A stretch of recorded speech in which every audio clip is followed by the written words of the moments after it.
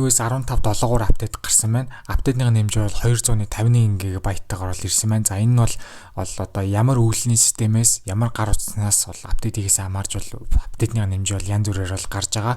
За энэхүү апдейт нь бол 2 цэгтэй апдейт учраас мөн адил одоо мэдээлэл аюулгүй байдлын одоо сайжруулалт орсон. Тэгээд бас нүдэнд мэдгэцүүд өөрчлөлт бол байхгүй гэсэн үг юм аа.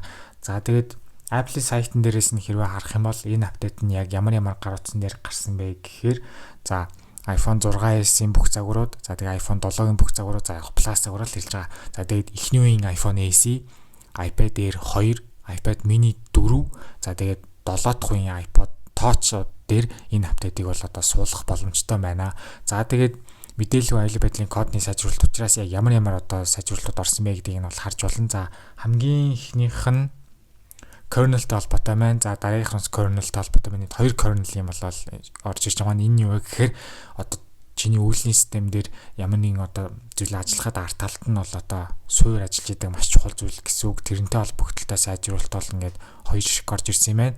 За тэгээд mail exchange гэж байна. За mailтэй холбогдлолтой зүйл орж ирсэн юм байна. За тэгээд maps гэж байна. Газрын зургийн холбоотой бас юм сайжруулалт бол орж ирсэн юм байна.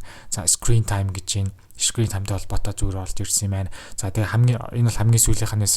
За тэгээд энэ доор нь бол нэг өөр зүйл бичсэн байсан. Тэрний үг гэхээр нэмэлтээр одоо нэрийн зөв утгааг мэдгүй байна. Нэг stunning гэхүү энэ залууд бол одоо тусалсан ингээд талархаж байна гэдгийг бол Apple-ийн сайтн дээр бол ингэж бол тавьсан байсан. Энэ надад бол айгүй бас дажгүй санагдсан. Намайг үздэг хүмүүстэй зориулж Discord сервер бол нээсэн. Тэгснээрээ та нар хоорондоо юм бичих боломжтой болсон байгаа. Тэгээ биеинтэйгээ гоё нээлттэй бол харилцаж байгаарай. Тэгээ Discord маань нэгтгэхийг хүсвэл description хэсэг дээр линкийг нь тавьсан байгаа. Дараагийн гарах iOS 15.7.4-ийн хувьд хизээ гарах вэ гэж бол асууж иж магадгүй. За энэ нь бол ойролцоогоор iOS 14-тэй бол 16.4-тэй бол цуг гарна гэж бол бодож байна. Тэгээд угаасаа бид нар мэдж авсан. iOS 16, iOS 15 хоёр ч нь бол яг зэрэг ингээд гоё ингээд цуг апдейтууд нь гарах шинжтэй болоод бол эхэлсэн. Тэгээд ямар ч байсан iOS 16.4-тэй бол цуг гарна гэж бол бодож байна.